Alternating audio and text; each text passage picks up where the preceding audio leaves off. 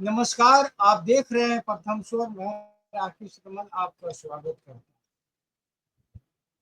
हम बात करेंगे आज वक्फ बोर्ड के द्वारा वक्फ बोर्ड संशोधन के खिलाफ में ऑल इंडिया पर्सनल मुस्लिम लीग, जो कि एक मुसलमानों का खास वर्ग है, जिसके पास बताया जाता है कि देश की 90% से ज़्यादा मुसलमानों की बात कर रहा हूँ कि फीसदी से ज़्यादा की संपत्ति प्रॉपर्टी पर उनका कब्जा है, जिसे हम अशराफ मुसलमान जानते हैं।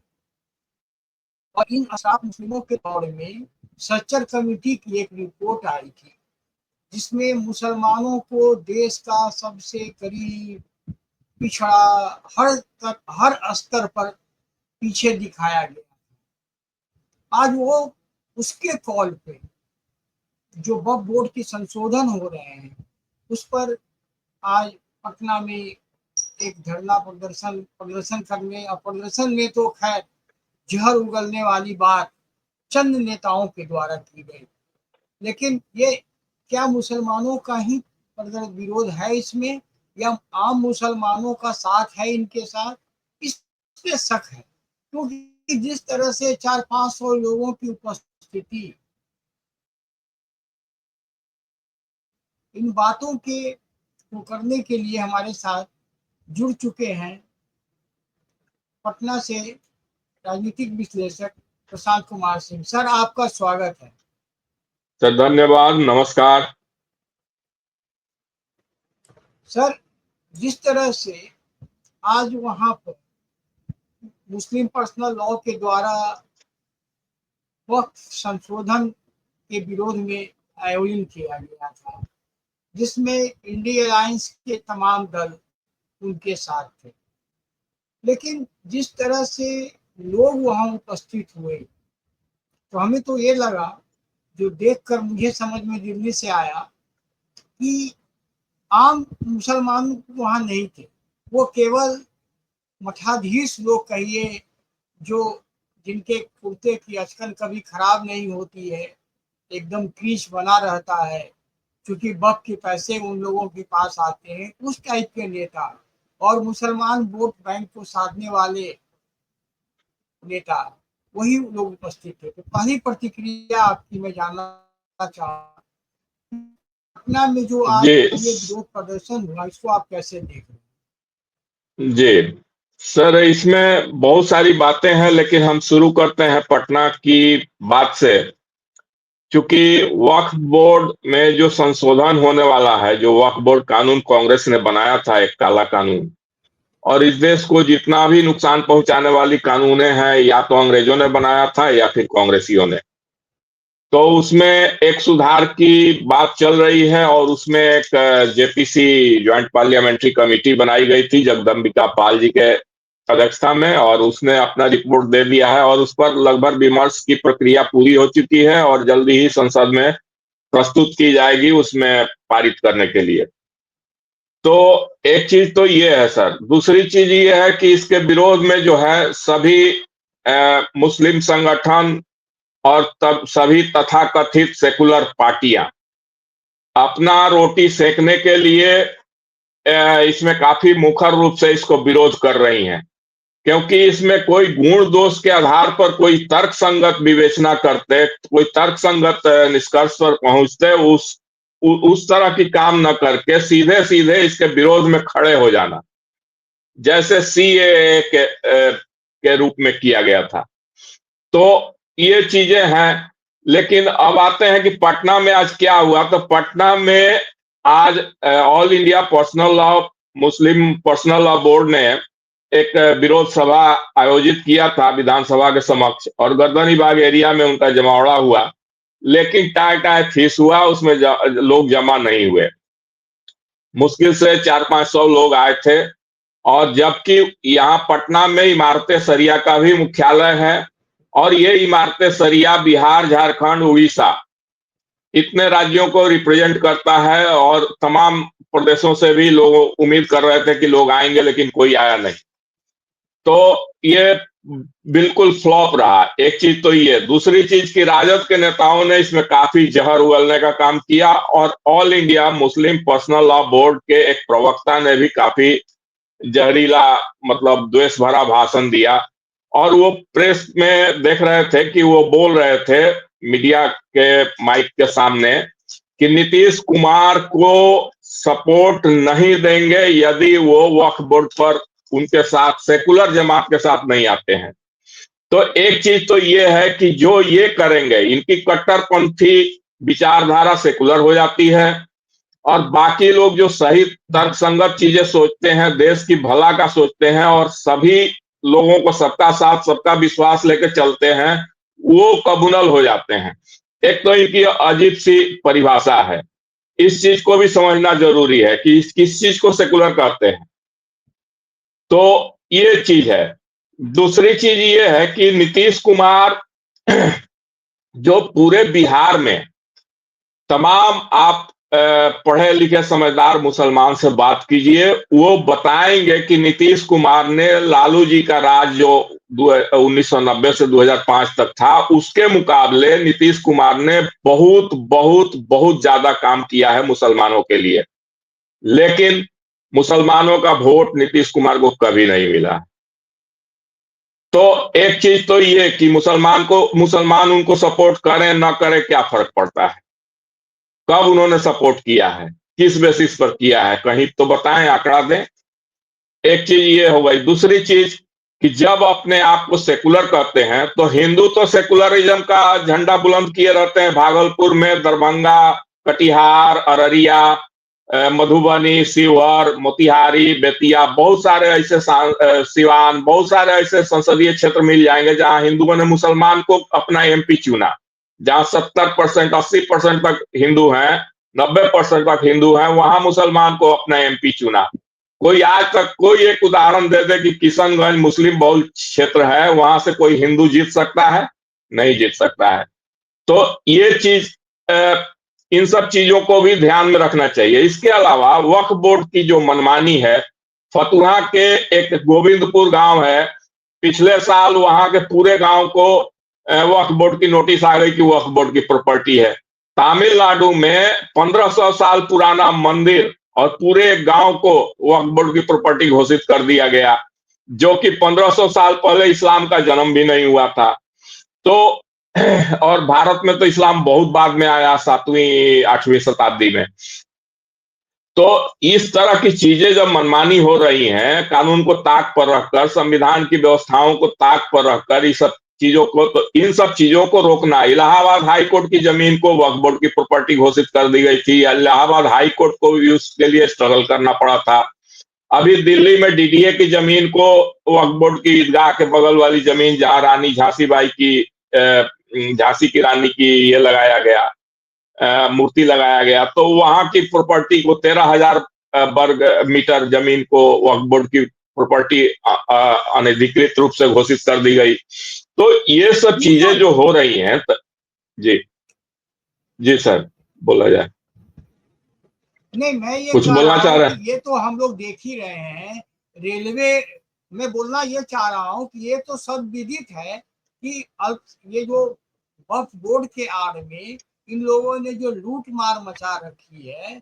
अगर हमारा संविधान की बात करते हैं तो हमारे संविधान जब 1950 तो वक्फ बोर्ड था क्या? नहीं था।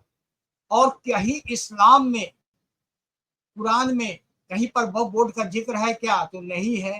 तो ये तो सीधे लैंड ग्रैबिंग एक स्कीम था, जिसको कि नेहरू के समर्थन से, इंदिरा के समर्थन से लाया गया इसको, और वक्फ बोर्ड को इंट्रोड्यूस किया गया।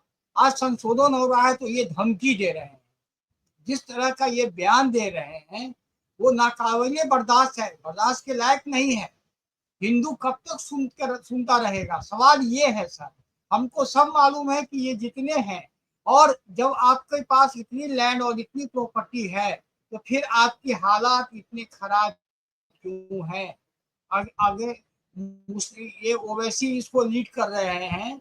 ओवैसी मुस्लिम लीडर ही बता रहे हैं कि 3,500 करोड़ का प्रॉपर्टी वक्फ का उसके पास है। जिस पर वो मेडिकल कॉलेज खोला है, लेकिन क्या उसमें गरीबों का मुफ्त इलाज होता है? तो नहीं होता है।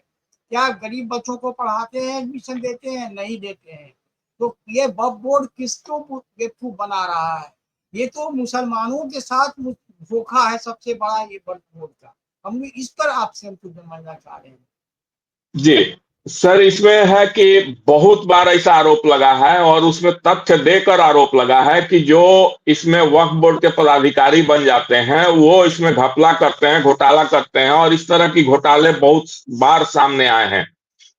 तो एक तो ये है, तो उनका व्यवहार ऐसे रहा है कि भू माफिया की तरह वो रातों रात करोड़पति अरबपति बन जाते हैं। और जो कई लोग तो यहां तक कहते हैं, खुद अपने उलेमा वर्ग, जो मुसलमान के उलेमा वर्ग हैं, उनकी तरफ से ये आवाजें आई हैं कि वक्फ बोर्ड के कई पदाधिकारी ऐसे भी हुए हैं जो कॉर्नर प्लॉट्स को बेच देते हैं मैनिपुलेट करके, और तरह तरह से उसमें धांधली करके बेच देते हैं और उसमें करोड़ों का मुनाफा कमा लेते हैं। तो वो जो आम और गरीब मुसलमान है उसमें उनको कोई इससे लाभ नहीं होता है, उल्टे उनकी जमीन भी इसमें हड़पने की कोशिश की जाती है। तो ये सारी चीजें तो होती ही होती हैं। अब सर, ये मतलब ये दो पहलू है वक्फ बोर्ड का। एक तो है कि जमीन का जो ग्रैबिंग है वो बहुत भयानक है इसमें, और उससे गरीबों का कोई, गरीब मुसलमानों का कोई फायदा नहीं है। उसमें सिर्फ जो सक्षम लोग हैं, समर्थ लोग हैं, माफिया टाइप के लोग हैं, उसका नाजायज फायदा वो लोग उठाते हैं।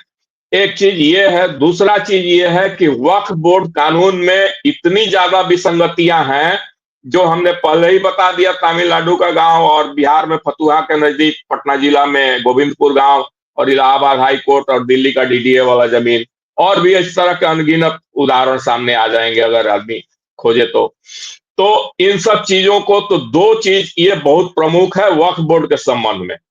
अब इसमें राजनीति घुस आई है, ये भी एक बहुत बड़ी चीज है सर।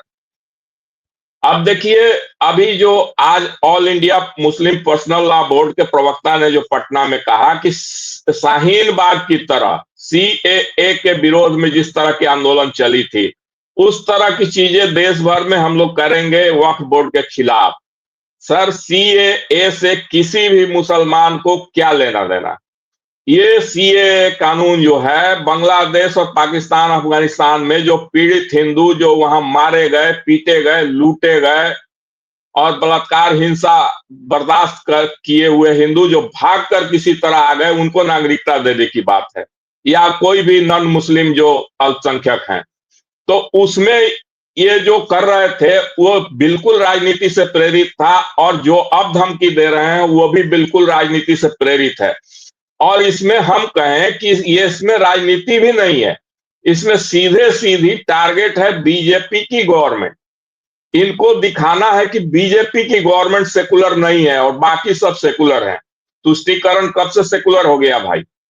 ये जो तेजस्वी यादव ने जो आज विषैला या जहरीला भाषण दिया, जो उग्र भाषण दिया, और लगातार जो इस तरह की बातें कर रहे हैं, तो क्या इससे कोई सांप्रदायिक सौहार्द बढ़ेगा इस देश में? इससे तो और ज्यादा माहौल जहरीला होगा, और ज्यादा तनावपूर्ण होगा। एक चीज। दूसरी चीज सर, तेजस्वी यादव के बयान में है कि सत्ता गंवाने को तैयार है। तो सत्ता आपके पास है जो आप गंवाएंगे? एक तो है नहीं, लेकिन अगर आ भी जाती है तो उसके लिए मैंने एक तरह से कह रहे हैं कि हम गंवा सकते हैं, लेकिन आपके इंटरेस्ट को ध्यान में रखेंगे। कौन सा इंटरेस्ट भाई? वो क्या इंटरेस्ट जायज है? संविधान को ताक पर रखकर, कानून व्यवस्था और को ये मतलब जन भावनाओं को ताक पर रखकर एक समुदाय खास को, हिंदू समाज को क्रश करके आप ये करेंगे? तो इस तरह की चीजें जो है। अच्छा, एक तो राजनीति का एक पहलू तो ये हो गया सर, तुष्टीकरण और वोट बैंक की राजनीति।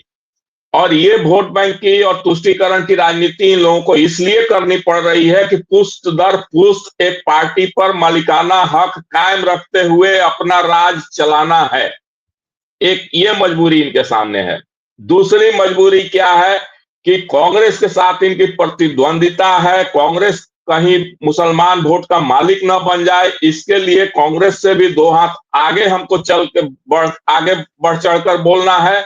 और इस मजबूरी में यहाँ तेजस्वी यादव, यूपी में अखिलेश यादव, बंगाल में ममता बनर्जी और इस तरह से ये लोग और भी आगे बढ़ चढ़कर बोल रहे हैं। कर्नाटक में कांग्रेस ने 4% रिजर्वेशन, जो कि संविधान की भावनाओं के विपरीत है, बाबा साहब अंबेडकर की भावनाओं के, उनके कथन के विपरीत है, इस तरह का धर्म बेस आरक्षण दिया। तो ये सब जो चीजें हो रही हैं, इन सब चीजों को भी आम जनता के सामने है, और आम जनता भी इस चीज को देख रही है बहुत अपनी आंखें खोलकर। जी जी, आपने सही कहा कि सारा खेल मुस्लिम वोट बैंक का है, लेकिन एक काउंटर सवाल आ जाता है कि आखिर हिंदू कब तक यूं मूक दर्शक बन के दिखता रहेगा? क्या हिंदू कभी यूनाइट होगा इस तरह से, जिस तरह से ये होते हैं? जबकि इस पर्सनल वक्फ बोर्ड में आम मुसलमानों का कोई लेना देना नहीं है। जब जेपीसी की मीटिंग महाराष्ट्र में हो रही थी सर, तो वहां पर मुस्लिम ही शिकायत लेकर आए थे कि हम लोगों का सारा ये लोगों ने ग्रैब कर लिया है। वहां पर उसी के वारिस पठान साहब हैं, उन्होंने भी अच्छा खासा बना रखा है। तो इन लोगों ने सीधा कब्जा करने के लिए और मुसलमान होने का ढोंग, सर जितने में इनके गरीब परिवार मुसलमानों के पड़ जाए, इन लोगों की नवाबी आप देखेंगे ना, जहां जाएंगे तो नया बिस्तर से लेके नया पूरा चीज चाहिए होता है। आखिर इतने धन इनके पास इसी सब से ना आए हैं, खेल करके ग्रैबिंग किया हुआ है। लेकिन क्या कोई वक्फ बोर्ड ने किसी के कल्याण के लिए काम किया है? तो जवाब है बिल्कुल नहीं। हम लोग इसके राजनीतिक एंगल पर ही आते हैं, और आपसे आखिरी सवाल यही रहेगा सर कि लालू यादव एक सजा याफ्ता व्यक्ति है। क्या सजा याफ्ता व्यक्ति इस तरह के प्रदर्शन में भाग ले सकता है? सर, वो ये तो स्थापित अब चाराचोर है ना। हाँ, वो तो जब मैंने घोषित न्यायालय ने उनको तो घोषित कर दिया है, क्रिमिनल केस में वो सजा याफ्ता नहीं, है, सजा लेकिन पाए अब हुए इसके हैं, बावजूद हेल्थ ग्राउंड पर बाहर है। बाहर हैं, बाहर हैं। उनको हेल्थ ग्राउंड तो पर अब आराम करना चाहिए ना, कि धरना प्रदर्शन, अगर हाँ, धरना प्रदर्शन कर रहे हैं तो उनको जेल वापस न्यायालय क्यों नहीं भेजती है? हाँ, ये तो सर है कि जैसे मान लिया जाए कि अगर जेल में रहते तो ये राजनीतिक गतिविधियां नहीं कर सकते थे, तो उस चीज को तो संज्ञान लेना चाहिए कोर्ट को कि जब आप बाहर भी हैं हेल्थ ग्राउंड पर, तो आप बरी नहीं हैं, आप सजा याफ्ता हैं। तो इस हिसाब से आप नहीं उस एक्टिविटीज में जा सकते हैं। अब ये तो कोर्ट को संज्ञान लेना चाहिए, लेकिन अब हम लोग कैसे उसमें क्या बोल सकते हैं सर? एक चीज तो ये है, दूसरी चीज ये है सर कि इसके राजनीतिक पहलू पर ही आते हैं। तो आपने बताया कि जो इसमें बड़े बड़े लोग हैं इसमें घपला कर रहे हैं, और वही लोग उकसा रहे हैं कि तमाम मुसलमानों के हित इसमें जुड़े हुए हैं। ऐसा नहीं है, जैसे कि जोड़ दिया जाए। लालू जी कहते हैं कि गरीबों के लिए उनकी पार्टी है, लेकिन ऐसा नहीं है। चारा घोटाला इन्होंने किया, जमीन के बदले नौकरी घोटाला इन्होंने किया, जब भी इनको मौका मिला घोटाला किया, घोटाला के अलावा कुछ नहीं किया। बिहार का कोई काम नहीं किया, पूंजी पलायन हुआ, जंगल राज हुआ, लोग डॉक्टर भागे, कमाई दवाई पढ़ाई के लिए बिहार के लोगों को बाहर जाना पड़ा, ये पलायन हुआ। तो सर ये जो है, ये जो बनाया जाता है इस तरह का नैरेटिव कि आम लोगों के लिए है, लेकिन उसके पीछे खास लोगों का स्वार्थ होता है। इस चीज को, अब जैसे एक उदाहरण मैं दे रहा हूं, राहुल गांधी लगातार अडानी अंबानी का नाम जपते हैं कि मोदी राज में उनको ज्यादा प्रिविलेज है, जबकि तथ्य देकर ये जो निशिकांत दुबे हैं गोड्डा के सांसद, उन्होंने संसद में तथ्य देकर बताया कि कांग्रेस राज में उनको ज्यादा लिबर्टी मिलती थी, ज्यादा प्रिविलेज मिलता था, और बीजेपी के राज में उन पर नकेल कसा गया, वो ज्यादा टैक्स पे कर रहे हैं। तो इस तरह की चीजें हैं, लेकिन राहुल गांधी उसको उलट कर, झूठ बोलकर और लोगों को बरगलाते हैं और कहते हैं कि हम गरीबों के मसीहा हैं। तो भाई, गरीबों के मसीहा आप हैं तो 60 साल में देश में इतनी गरीबी और इतनी जहालत क्यों रह गई? तो ये सब चीजें, एक नैरेटिव कहना अलग और करना अलग, ये चीजें हैं। अब एक पॉइंट और मैं बताना चाहूंगा, नीतीश कुमार जी पर तो कमेंट किया इन लोगों ने, और मैंने बता भी दिया कि नीतीश कुमार ने मुसलमानों के लिए ज्यादा किया, वोट नहीं मिला। अब एक चंद्रबाबू नायडू के बारे में भी all India Muslim personal law board के बोल रहे थे प्रवक्ता कि उनको भी सेकुलर फोर्सेज के साथ देना चाहिए। भाई किस आधार पर? एक तो आपका सेकुलर क्रीडेंशियल नहीं है, दूसरा आप खुद कम्युनल एजेंडा लेकर चल रहे हैं और आपका टारगेट बीजेपी है, ना कि आपका कोई एजेंडा है। दूसरा चीज कि आंध्र प्रदेश में जब आपको एक माइनॉरिटी फेस मिला जगन मोहन रेड्डी जो क्रिश्चियन है, तो किसी भी अल्पसंख्यक का वोट चंद्रबाबू नायडू को नहीं मिला है। अब आप क्या उम्मीद कर सकते हैं, जबकि चंद्रबाबू नायडू पहले के कार्यकाल में चैंपियन ऑफ द चैंपियंस रहे हैं सेकुलरिज्म का, लेकिन उनको वोट नहीं मिला। तो यहां कहां ये सेकुलरिज्म? कहीं व्यवहारिकता की धरातल पर सेकुलरिज्म नहीं है। ये सारी चीजें जो है हवा हवाई हैं। जी जी आप, इन लोगों को क्या लगता है कि जबकि इनकी जहां पर ये है, आपने एक बहुत सही बात उठाया और ये बहुत ही एक क्वेश्चन है जो सबको समझना चाहिए। क्या किसी मुस्लिम क्षेत्र से आज तक हिंदू जीत कर आया है? आप जिताते हो। हालांकि संभल को अभी छोड़ दीजिए, वहां की कहानी दूसरी है। तो अब इनके क्रेडेंशियल्स खुद नहीं है, लेकिन वोट बैंक की घटिया राजनीति में जहर उगलने वाले ये हिंदू नेताओं का मन तब तक ही बढ़ा रहेगा जब तक हिंदू उनके इस असलियत को समझें और हिंदुओं को अपने जाति के बंधन से निकलना होगा। अन्यथा देख रहे हैं ना कर्नाटक में क्या हो रहा है। ओबीसी के आरक्षण में से मुसलमानों को आरक्षण दिया जा रहा है। तो आज इनकी जब इतनी कम शक्ति है तब ये कर रहे हैं। वो दिन क्या होगा अगर इनकी गलती से कहीं सत्ता सब जगह आ गई, तो वाकई में तब तो देश में हिंदू कहीं कुछ रह नहीं जाएंगे। और ये भी 10-20 साल में इनकी पॉपुलेशन बढ़ जाएगी। फिर आप कटते रहिए, बढ़ते रहिए, सीरिया बन जाइए या तो मुसलमान बनिए।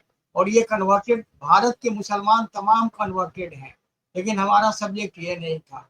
बहुत बोर्ड में संशोधन तो केंद्र सरकार करेगी ही, चूंकि हर तरह से प्रस्तावना पास हो चुका है, वो भी देख रही है।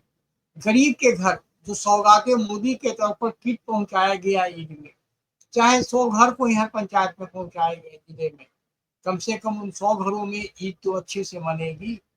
लेकिन ओवैसी के पास कोई ऐसा उदाहरण है कि उसने 10 लाख मुसलमानों के लिए कुछ भला का काम किया हो? ये लोग सब, ओवैसी तो अपने एक भाषण सुना था, 50,000 के पान खाया करता है एक गिलोरी। उनके खानदान में खाने का रिवाज है, औरंगाबाद की कहा। खैर, ये सब बातें तो अपनी जगह है। तो ये आड़ में ओवैसी कर रहा है, एक बार वो भी क्षम्य है। लेकिन ये हमारे जो हिंदू नेता लोग हैं, इनको अगर हिंदुओं ने जिस दिन छोड़ दिया तो आप भी देखेंगे इनकी क्या गत होती है। अब तो वक्फ बोर्ड की बात है। अंतिम लाइन अगर कुछ कहना है, 1-2 लाइन में कह दीजिए। सर, ये तो है ही। आपने एकदम बिल्कुल सही बात कहा कि जो ये लोग करते हैं इस तरह की राजनीति, तेजस्वी जम्मू कश्मीर में राजनीति करके दिखावें। यार अभी तो कांग्रेस पार्टी वहां कहीं नजर नहीं आई, जम्मू कश्मीर में बुरी तरह फ्लॉप हुई। तो जहां इनकी संख्या हिंदू की नहीं है वहां इनकी राजनीति नहीं है। अब पश्चिम बंगाल और केरल, अगर जैसे असम, अगर असम को हेमंता बिस्वा शर्मा संभाल रहे हैं, अगर संभाल नहीं दिए तो फिर किसी पार्टी की वहां राजनीति खत्म हो जाएगी। तमाम अपने को सेकुलर कहने वाली पार्टियां, तुष्टीकरण करने वाली पार्टियां, उनकी राजनीति ही खत्म हो जाएगी। तो ये चीज भी सोचने की क्षमता इन लोगों के पास नहीं है। तत्कालिक फायदा के रूप में राष्ट्र की सुरक्षा के साथ ये लोग समझौता करना चाहते हैं। ये बहुत एक चिंतनीय बात है। जी बहुत सही आपने कहा। और मुस्लिम खुद वजूद हो रहे हैं उनकी विश्वसनीयता खतरे में है। आप किसके हैं? आप कांग्रेस के भी साथ नहीं देते हैं, कहीं जब आपको मौका मिलता है दूसरे के साथ चले जाते हैं। आप दूसरे के साथ चले जाते हैं, फिर कहते हैं, फिर धमकी देते हैं। ये बार्गेनिंग पावर आपकी अब खत्म हो चुकी है। मुसलमानों को भी सोचना होगा, इनके जो मठाधीश लोग जो यहाँ भाषण दे रहे हैं, कि अब आप एक्सपोज हो चुके हो। आप लोग लिफाफाधारी, पैसे ले लेकर बयान देने वाले, पैसे खाकर आप दंगे कराने वाले, अपने को तो फ्रांस भेजते हो और गरीब के बेटे को मरने के लिए भेजते हो ताकि वो जन्नत जाए।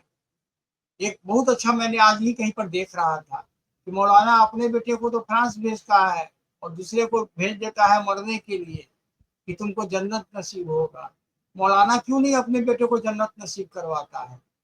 सवाल कई हैं और मुसलमानों को ही सोचना होगा, इसमें हम लोगों को कुछ नहीं सोचना है। देश संविधान से चलेगा और संविधान में इसको जबरदस्ती घुसेड़ा गया था, जिसको कि एक हद तक किया, ये खत्म भी नहीं हो रहा है। जो अवैध कब्जा है। आज के लिए बस इतना ही।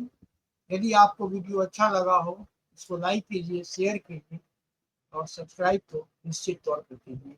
बहुत बहुत आभार।